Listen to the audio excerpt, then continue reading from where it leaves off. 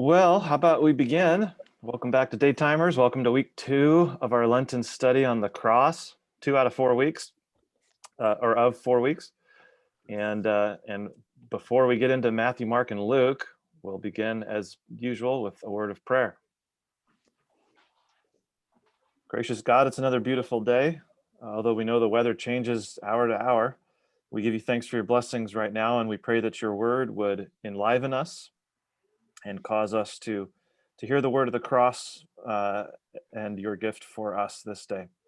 Fracture any obstructions in our relationship with you, fracture any of our understandings that need to change or to be surrendered to the inexplicable gift of your Son for us. We pray for the wisdom of Jesus, who is our wisdom. In his name, amen. Amen. Okay. So here we go. Welcome back. It's more page turning in the Bible, so feel free to play along. If you have tabs, that's nice, but otherwise, I will try to keep a steady pace and read anything you might need. So feel free to jot references or to turn as you wish. The goal today is to look at Matthew, Mark, and Luke and how the cross fractured the understanding of these early evangelists, these early gospel writers. They have the Old Testament, of course, and they have all of the inherited interpretation of Judaism of its day, which is something that Bible scholars try to figure out. What did a typical Jew believe? What were 3 or 4 or 5 typical interpretations and understandings? I mean, the Old Testament had been pretty much finished for a couple of centuries and perhaps even longer. But you have all kinds of writings that pop up between the Old and the New. And as we look at the Gospels, we'll see that some of them have inherited traditions about apocalypse, or kind of a dynamic visual intervention of God, breaking into history, setting things straight, showing himself like a theophany. So how does that expectation play into what the Gospels portray Jesus? So we'll see some more apocalyptic, which we saw with Paul. We'll also pick up something mentioned last week, which was Isaiah 52 and 53, the suffering servant song, and we'll see a little bit how that is used, but also kind of fractured in the story of Jesus, and a few other things along the way. Pastor Tom? Yes. Well, the Jews that I know say if you have 5 Jews, you have 5 opinions. Yeah, or So 6 or 7. Narrow it down. Yep. No, that's right. And so we try to listen to the experts who are trying to figure out. It's called Second Temple Judaism. What was Judaism like after they built that second temple after the Babylonian exile? And it's not something for us to worry too much about, but it does become kind of part of the equation. And it's part of the reason why, although I'm using Fracture by Roy Harrisville, I also don't recommend it for general reading because it's not easy at all, and it's thick in the weeds with all of this kind of work. Mark and Matthew will spend a little bit more time with, and when we get to Luke, it'll be basically to say ditto and introduce one more theme of fracture. So to get to Mark, one of the first things we got to say about Matthew, Mark, and Luke is they're called the Synoptics, which means you can look at them together. They have a synchronized optic about them. It seems by consensus that Mark was the earliest in its final form, and that Matthew and Luke had Mark as a source, as well as having their own sources, and some of their own sources look to be shared. And one way or another, we begin with Mark because that seems to be the earliest in its written final form. And what Mark then begins to show us is that the story of Jesus as written is a passion story with a long introduction. That the last week of Jesus's life is certainly narrated in some Gospels day by day, approaching his from Palm Sunday to the cross and to the Easter resurrection.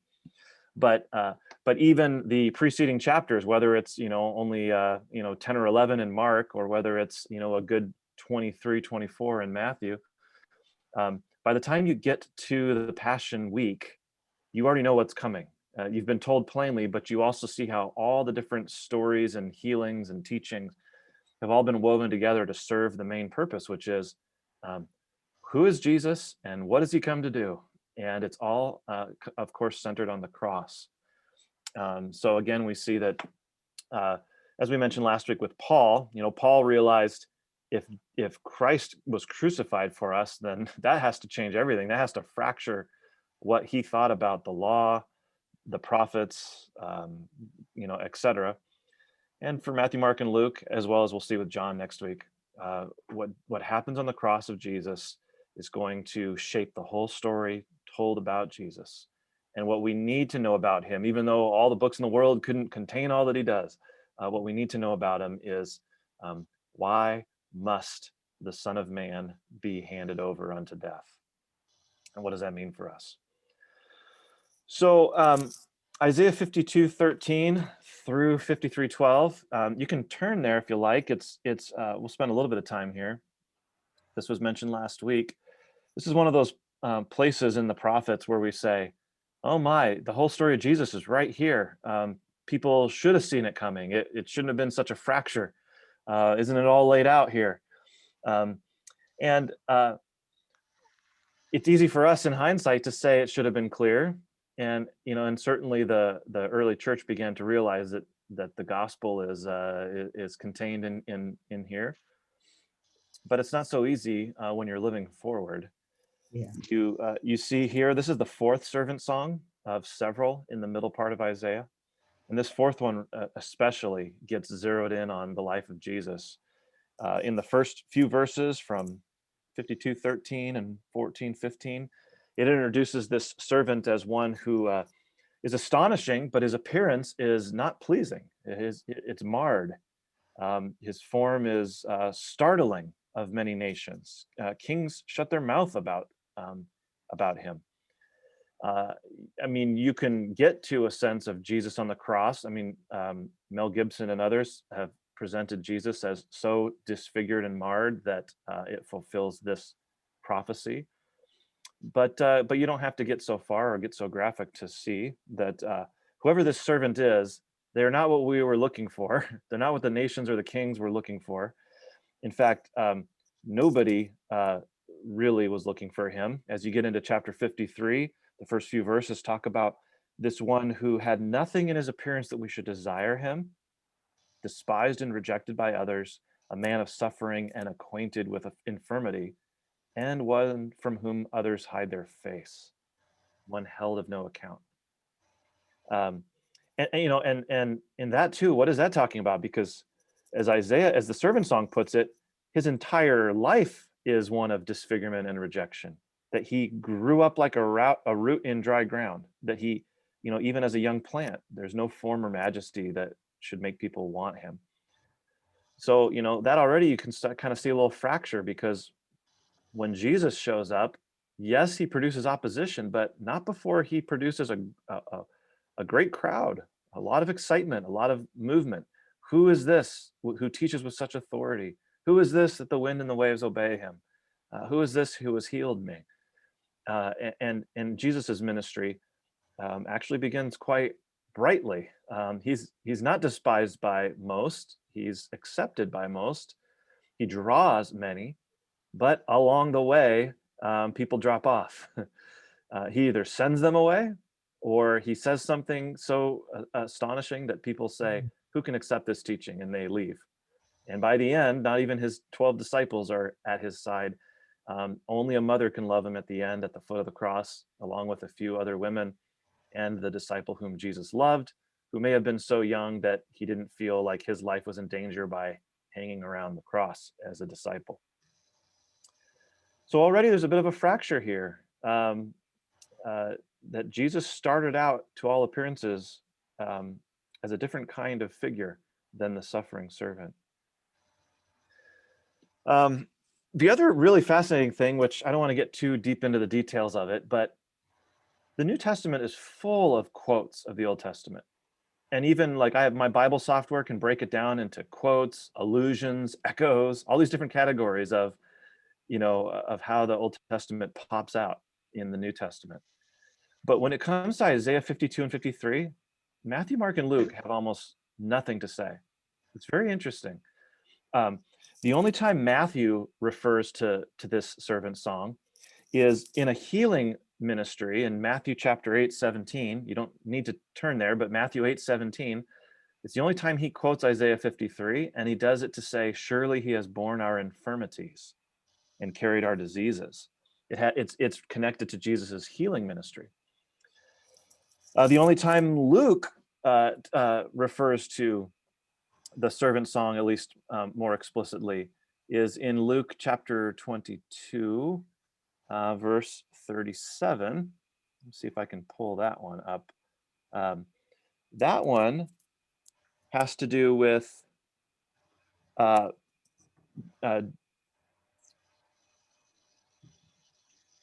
Jesus being numbered with the transgressors. And then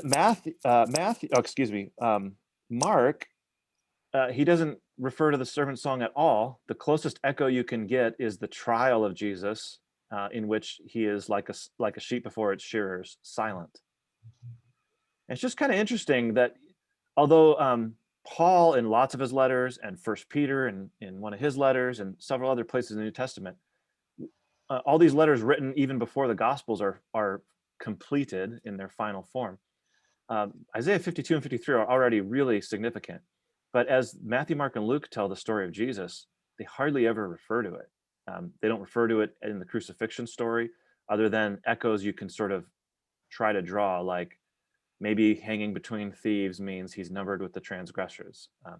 But for all the quoting of the Old Testament that the gospel authors do, they could have easily quoted, this was to fulfill what was prophesied by Isaiah, and so on.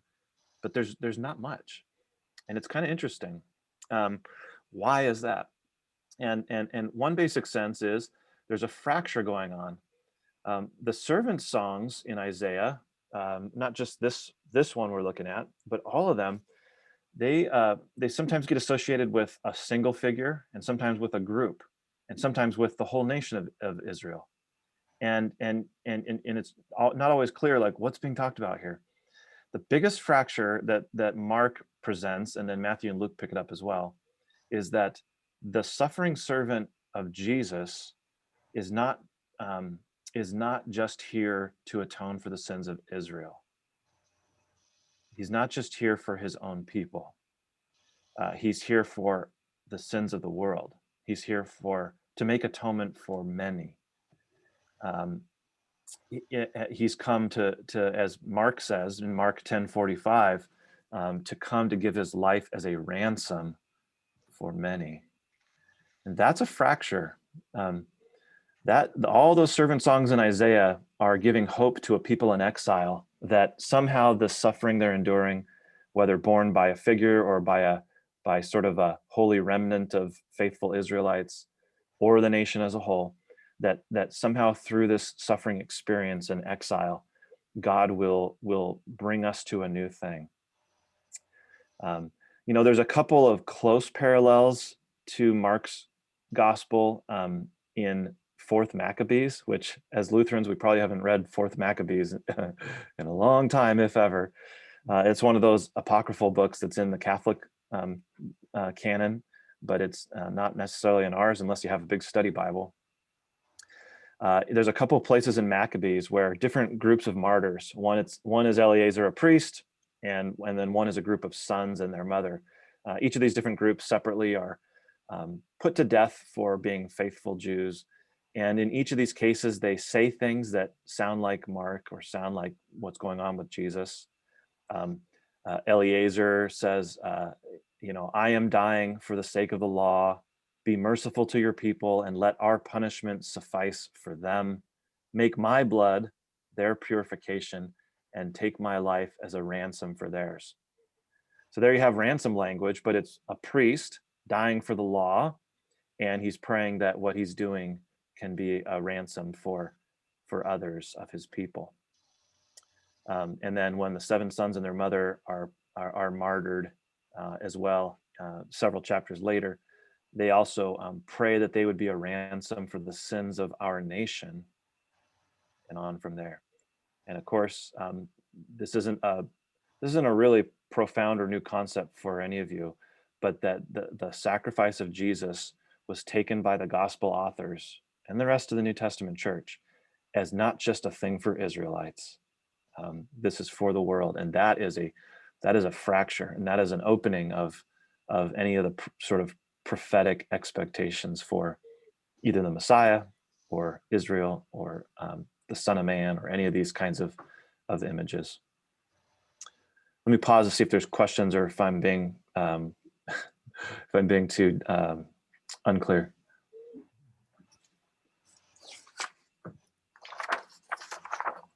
Right on. Good. All right.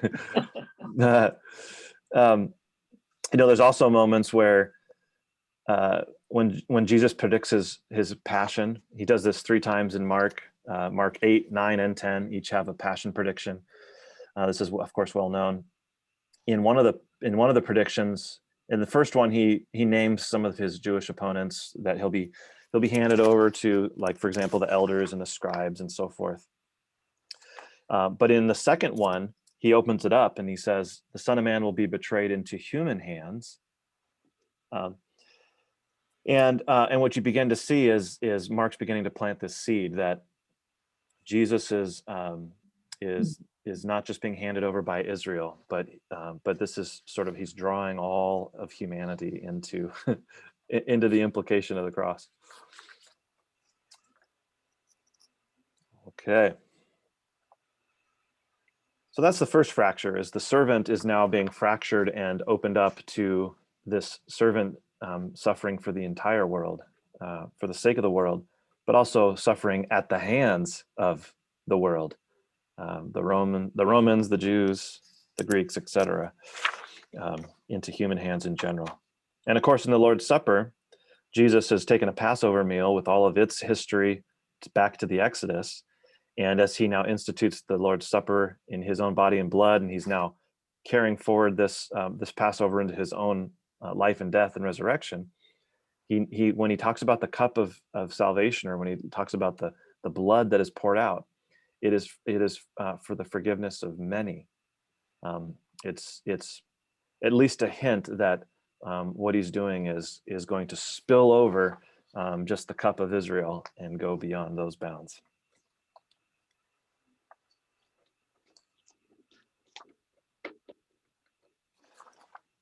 Now all kinds of questions are yes, please. going through my head, but it seems to me that the Gospels are more narrative, of course, than the letters.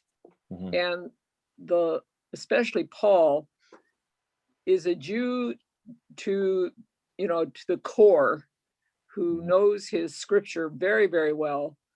And it would seem to me that he would be the more likely one to find the servant song in Isaiah and to refer to it than the gospel writers.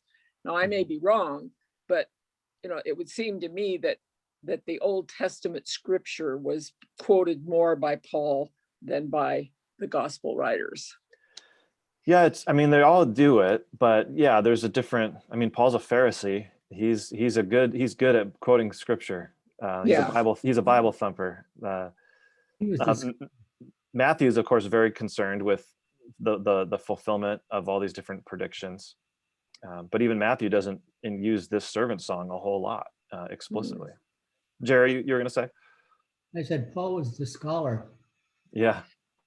But it's interesting in light of what you were talking about with the Last Supper, in that was an opportunity, but Jesus didn't avail himself of it to have a sinner or somebody there who was a Gentile or something like that, which he had done in many opportunities before, and he was criticized for it. Mm-hmm. He was so Jewish at the Passover that he stayed pure Jew. Oh, sure. Uh-huh. If he said it's for all, it wasn't exemplified in the action, but maybe he had imitations out. They had already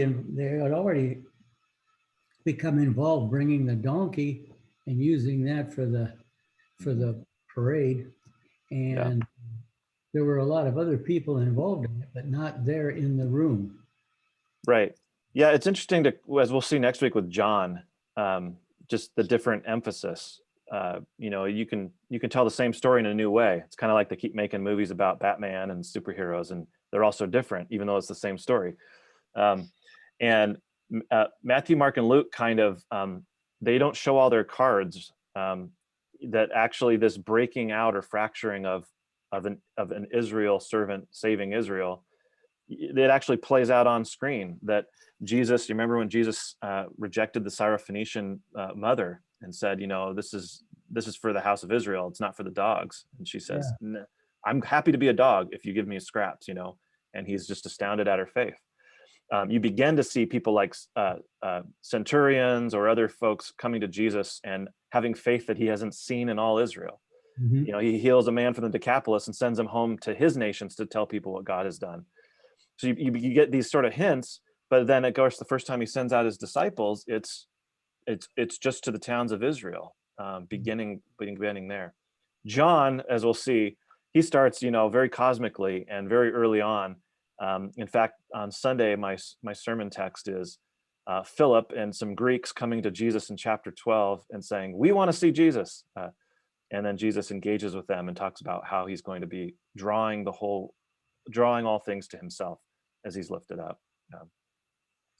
But it's more of a slow burn in Matthew, Mark, and Luke. A couple of words came to my mind as you were sharing that, the suffering servant, and it has to do with how we view Jesus and maybe how they did. And he can be viewed as a substitute or scapegoat, Sure. or he can be viewed as one who stands in solidarity with the suffering. Yes. And those are different things. And at this point, I think before fracture, I really am seeing that he was standing in solidarity with Israel as their conqueror, they're the one who would suffer. And that's what I hear in those folks from the Maccabees quotes you mentioned, is that same kind of solidarity that then gets flipped into scapegoating or substituting. No, that's good. Yeah.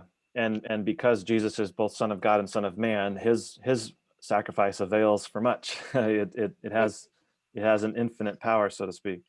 I want to skip ahead to a quote about Matthew's fracturing because it's right in line with what you just shared, Mary, and I don't want to miss it. So this is now a quote from Harrisville's book, and it starts off by basically saying what you did, which is you've got all these atonement theories like sacrifice, atonement, scapegoating could be another piece of that. So he writes, how had Matthew avoided the formulas of sacrifice and atonement other Christian interpreters had applied to Jesus's death? For Matthew, and then he's quoting Ernst Käsemann, who was a Lutheran Bible scholar from the World War II Germany era, who actually was arrested because he resisted the Nazis. Anyway, Käsemann wrote, God had come to the poor in Jesus, to the mourning, to the hungering, to sinners, in the heavy laden, to the little ones, to the thirsty, the strangers, the naked, and the sick. This is precisely why he died. And his death took place where profanity showed itself on all sides, in order not to abandon the weary and the rejected, and in order to block the path of all those who are captive to the illusion that God is absent where he does not reveal himself in visible power. At the cross, at the place where Christ did not forsake the Father and died for us, God and the ungodly come together. Look, the virgin shall conceive and bear a son, and they shall name him Emmanuel. God is with us. And then Käsemann finishes, and the distinction between the holy and profane, the attractions of power, the illusion that the existence of God can be believed only where it can be proved, or that piety can be established on the evidence of one's own eye, all of that pales. I just thought You that know, was great.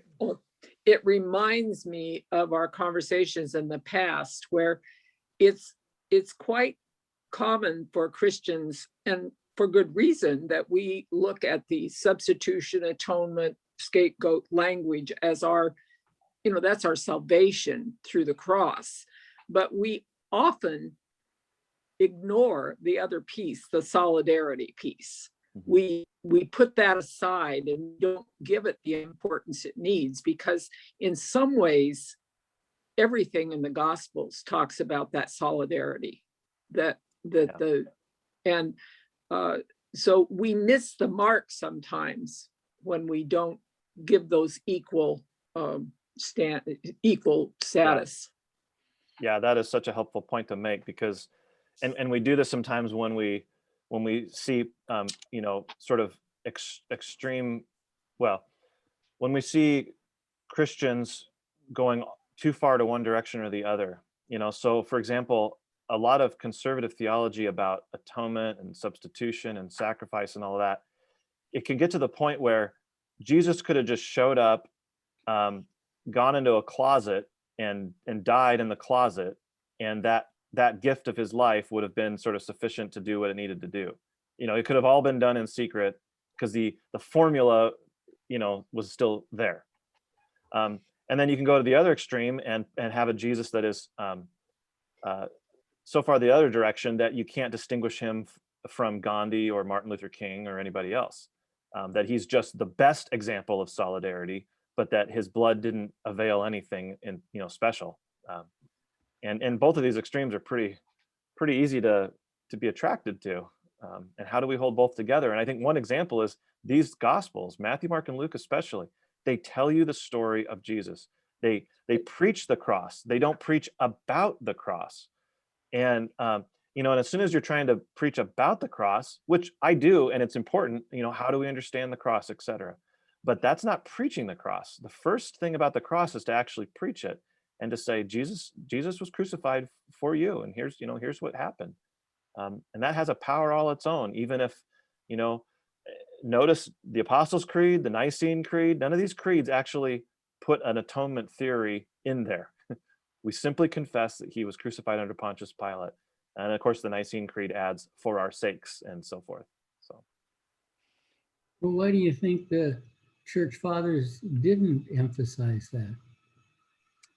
I'm not sure what you mean. I mean, why wasn't it included in the creeds anymore? I mean, some aspects of the creed are really filled out, and then some are just skipped over. Yeah, that's a big question. I don't know. I mean, I think the creed is very much narrative. It's trying to tell the story of Jesus instead of reflect too much on how these things for that day. Yeah, we're facing at the time of the creeds. Yeah, I mean, yeah, and so there's a lot of stuff you can find in the creed if you're looking for it. So Lutherans and others will see the forgiveness of sins, the communion of saints. We'll find the sacraments right in there, even though the sacraments are not explicit.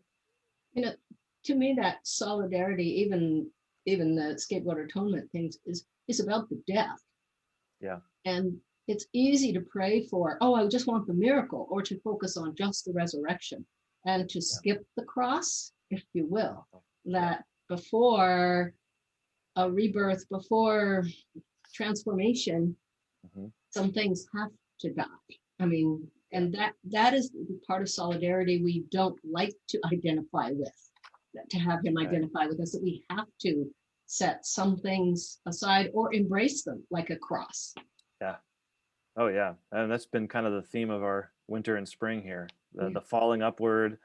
Yeah. Even with Paul last week in our study, the being in Christ, the union with Christ, that again, the cross is not just something to fix the equation, but it is Christ exchanging his life for ours, and I mean our sin for his righteousness, and we are in him.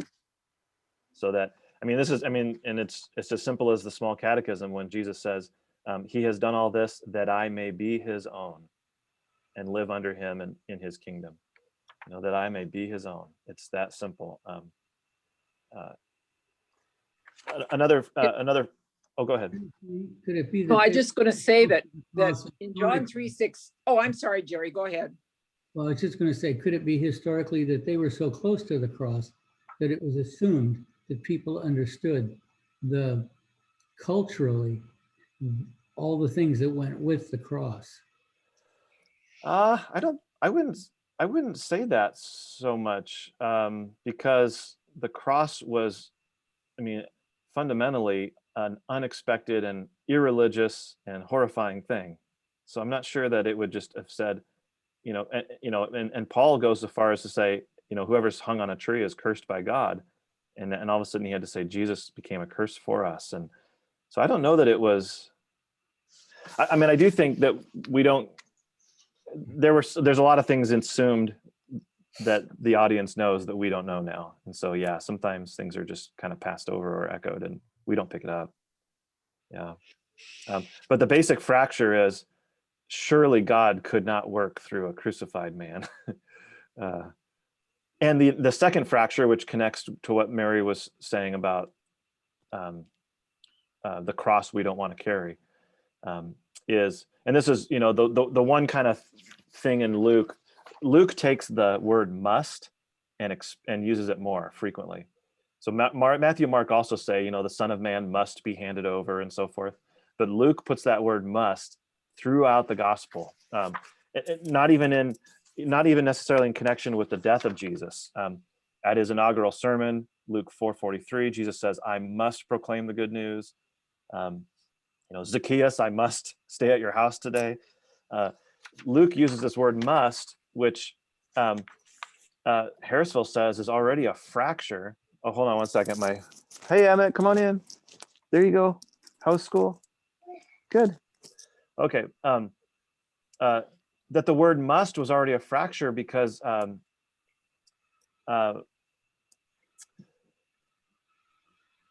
it sounds like fate, like the Son of Man must do this and must do that. And fate was a Greek concept.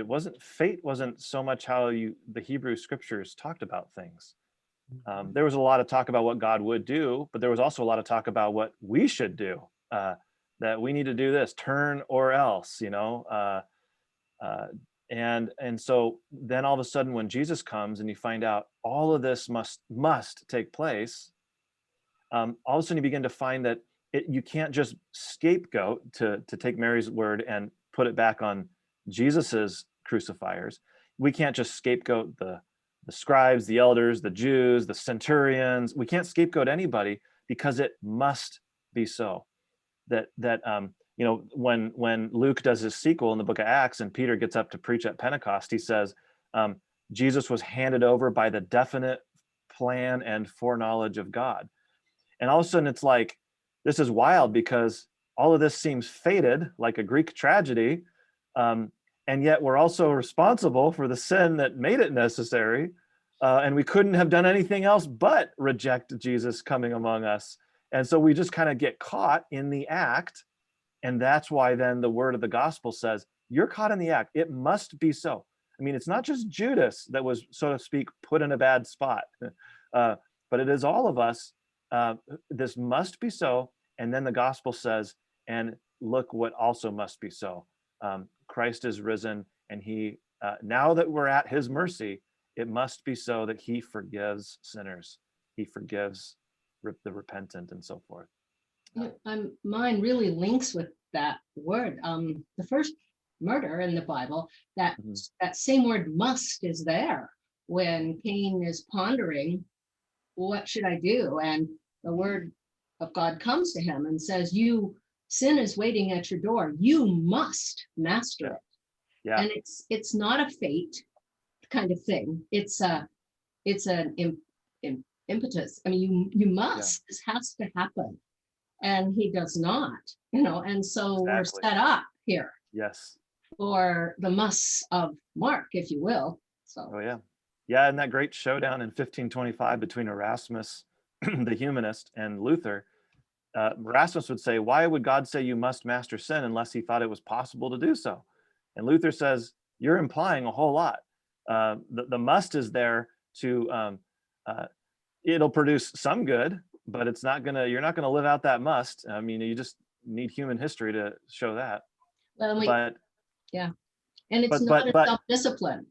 yeah, I mean, even though we must do that, yeah, it's, if you will, in the 12 Yeah. steps, the first step of that must is must Can't. admit powerlessness. yeah, that's I right. mean, that's the first step, and that must is I can't.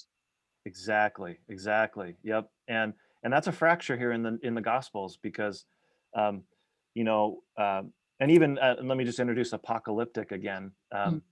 The fracture of apocalyptic as well. That a lot of apocalyptic writings basically say, you know, Israel, we must heal our nation. We must come back to God. We must return to the Lord. And if we do so, or when we do so, God will come back. I mean, this is the story of American Christianity.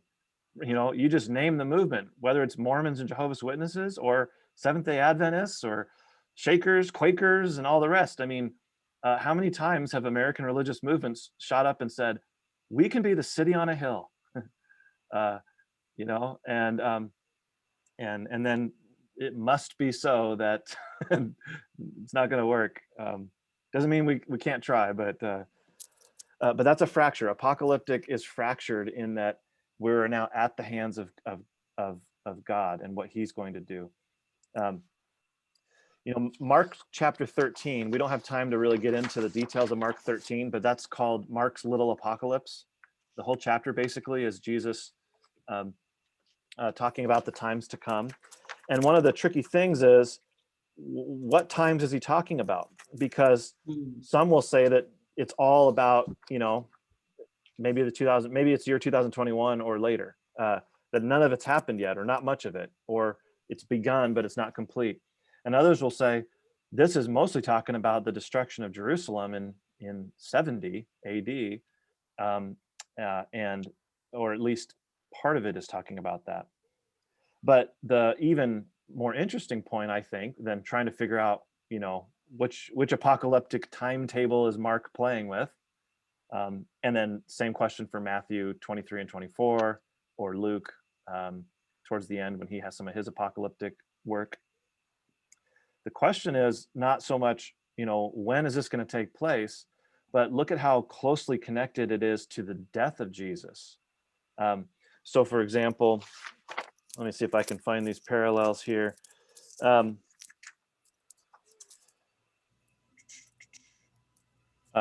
Jesus in Mark 13, he says, "You, my disciples, you will be handed over to the authorities."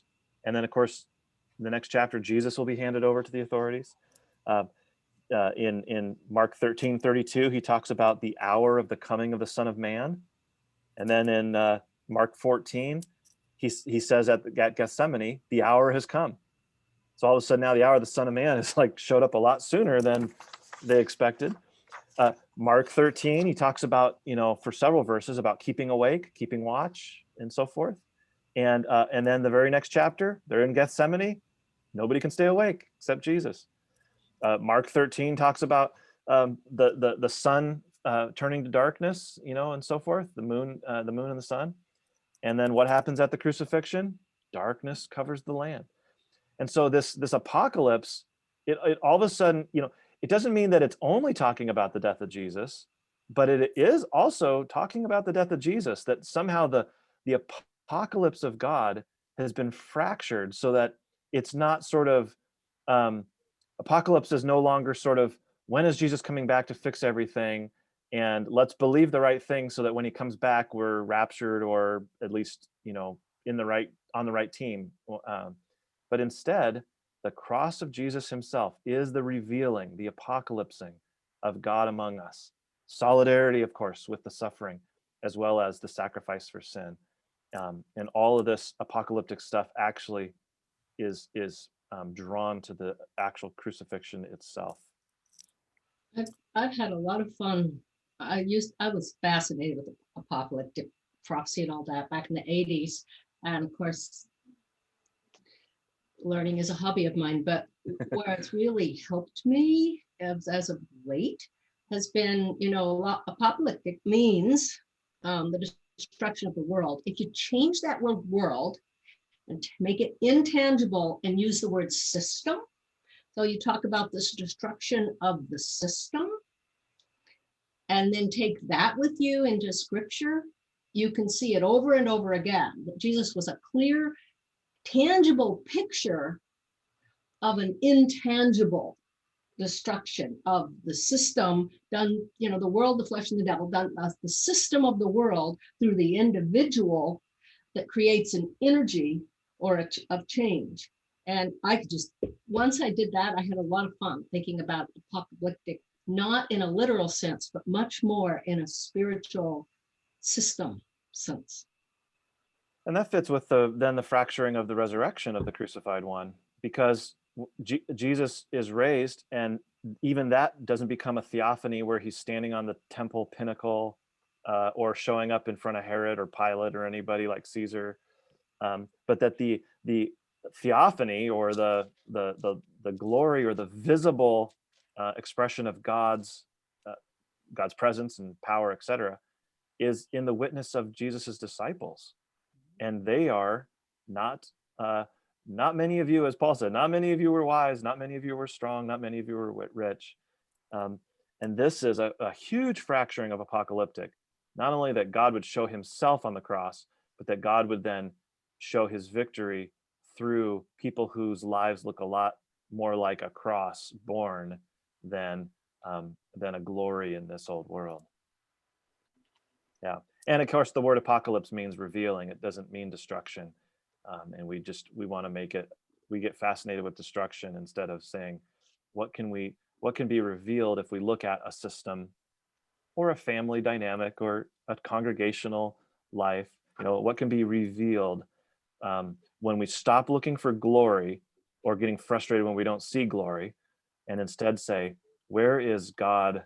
Like Patty and Roger, your story, your testimony last night in our Lenten service, your story, especially Patty, as you began with your story, God's grace was working through what your loss, your transition, your need, your emptiness, different things in which now God was revealed to you as you were bearing a cross, and as people, at Bethesda welcomed you as fellow sufferers and fellow people in need. And again, it wasn't because we had the most glorious programs out there.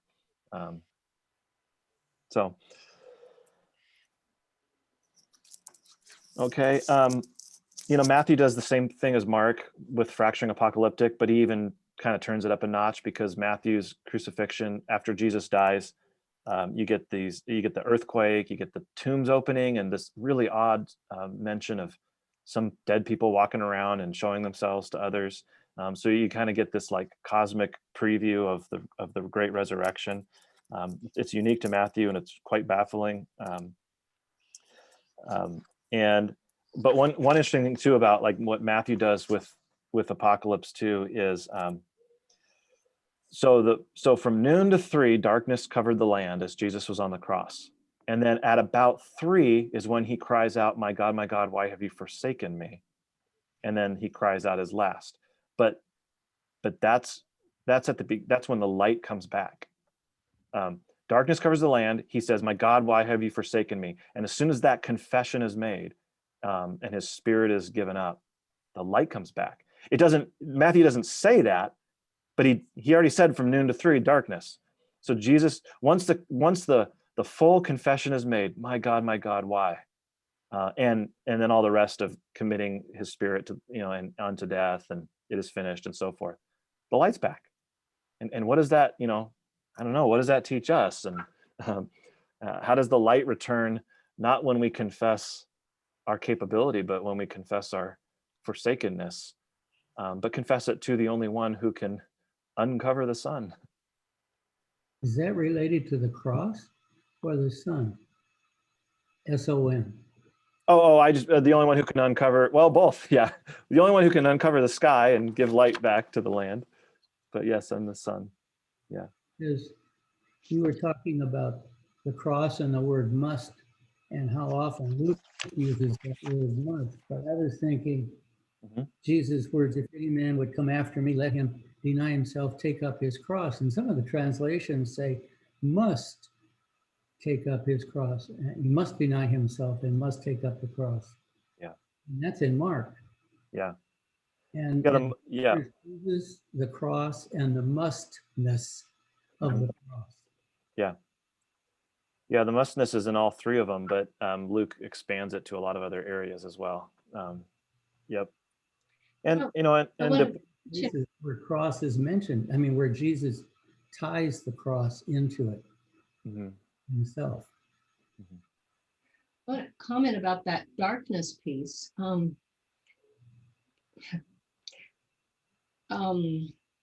You always have to enter the darkness before the light comes. I mean, if you think about forgiveness, it's when you enter into, if you will, the repentance, the confession, when you enter the sin, then the forgiveness happens. And the forgiveness brings the love back.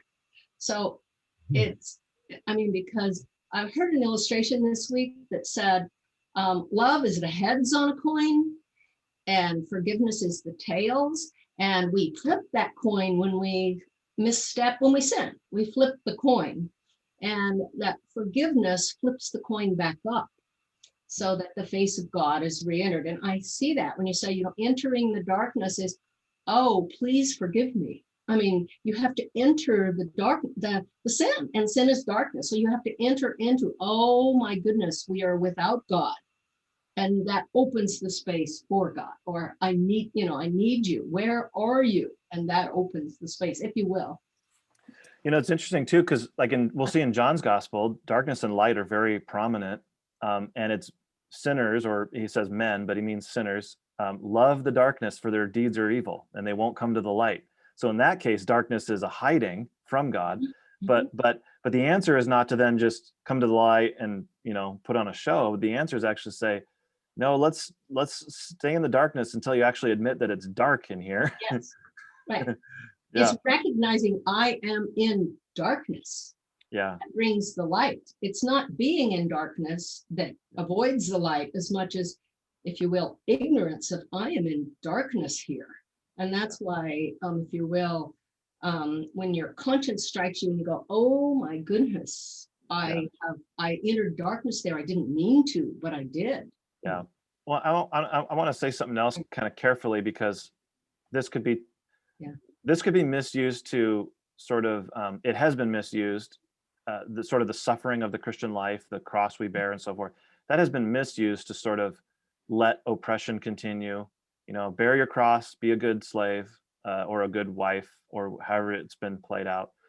However, there is something in which when we were bearing the cross, that even that darkness becomes a confirmation of God with us. That I'm not saying that means, you know, we're given this or that suffering so that we could figure that out, but in the midst of darkness, that become, there's sort of this clarity to the darkness that says, surely this, well, as the centurion says, surely this man was the Son of God. And there's sort of this, I always noticed on like, especially like summer youth trips with kids, no matter how powerful the week was, kids were going to get home and get attacked. Like they're going to go back to the same old family problems, or they're going to, you know, the excitement will wear off, or I mean, I almost always, I would get back from a trip and inevitably within a couple of days, there'd be a fight at home or something that just sucks the experience away. And yeah, and I had to learn to expect it. And it's not just that you're tired because you're on a trip, which of course that happens, but to actually, you know, there's something spiritual going on that, you know, and to me, I had to learn to say, that is a confirmation of how powerful the trip was, Right. because there's an opposition to that, taking that experience forward. Yeah. Can I ask you a question about, you were talking about must when you were Yeah, talking about, sure. sometimes we get the idea that Jesus had a choice, that he really didn't have to go through with it. And there's a couple, you know, verses that say, you know, take this cup from me and things like that. Yeah. So you think he really had no choice? It depends on what, yeah, from whose perspective. So let me read this. Let me read this from Harrisville. Jesus's submission to the curse of crucifixion was thus not merely his last and hardest test, but it was the highest point of his resistance to temptation and of his obedience to God. And then that's where he goes on to this dark and light quote. Jesus's cry, my God, why have you forsaken me?" comes not at the onset of darkness, but at about 3 o'clock when light overcomes the darkness. The cry is synchronized with the return of light.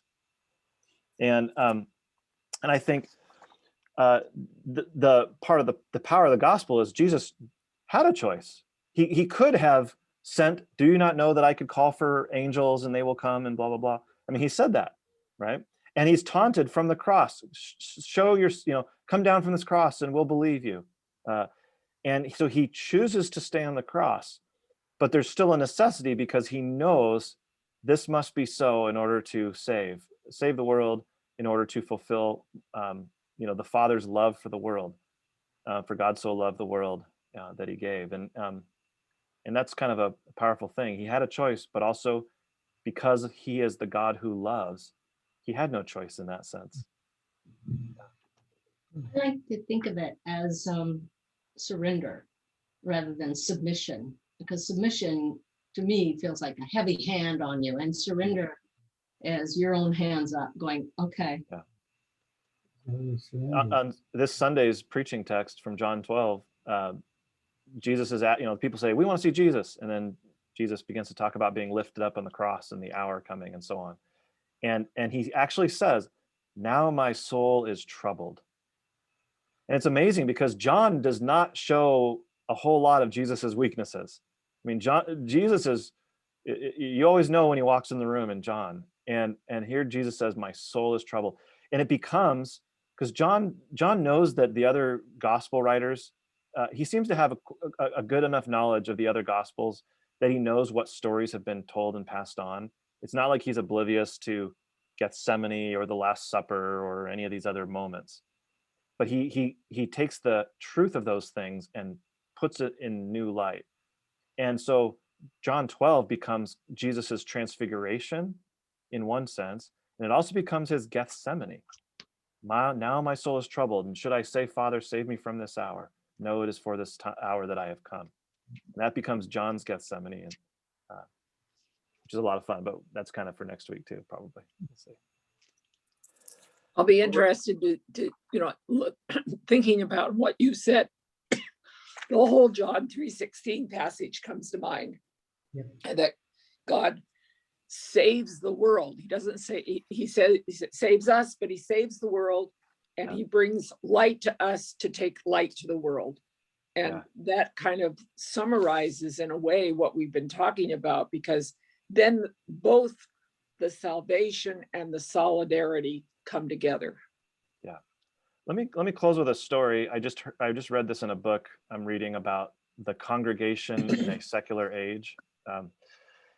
And I think it's a good example of what we're talking about today. And it's I don't know, I liked it. Basically, he tells a story. The author's wife is a Presbyterian pastor, and their church is small and getting smaller. It's under 100 people now, which is very small in the Twin Cities, which is where it's located. It's very small in Minnesota to have less than 100 people in a Lutheran church or a Presbyterian church. Anyway, and there's hardly any young people. Where did the young people go? And so there's just sort of this congregational depression or despondency is how he describes it. And then the time they kind of, I can't remember the detail, but the pastor basically introduced during the intercessory prayer, people from the congregation could come forward and sort of either help lead it or share a prayer request before they get into the actual prayer. So it became kind of a testimony time that you can kind of do it a little more easily in a smaller church. So anyway, this gruff, pretty quiet widower, this old man who doesn't say a whole lot, he's usually pretty blunt or gruff. He comes up front and he says, "My grandchild was born," and immediately they realized something was wrong, and they did tests, and her there's something wrong with her heart, and she's going to need this surgery and maybe more. And he breaks down in tears. He asks for prayers. They pray for this child, and what came out of that was they realized a lot of others. Oh no, I know what it was. It's a foster child who had this, and his kids were like the foster parents. Anyway, long story short, they realized they were not a church that had no young people. It's just the young people weren't in the room. That they had tons of kids and grandkids and great grandkids, and there were foster kids. And this church ended up sort of beginning a ministry to foster parents and to sort of foster kids, and really took on prayer and sort of the suffering of these different family conditions and things. And it became kind of this new vibrant turn in the congregation's life. And they realized we have kids, they're just not here on Sunday. But it was the cross experience of this person asking for prayer that kind of unlocked the apocalypse of God is fractured. It's not going to be in a growing church. It's going to be in a church that's groaning for the sake of the world. Anyway. Well, okay. Wow, we've had a packed hour. I think that's a lot of stuff. So we'll be back next week with John, and I appreciate your time and your interactions. Thank you. Yes. Yeah, of course. All right. We'll see you one way or another on Sunday. All right. God bless. Bye. Bye.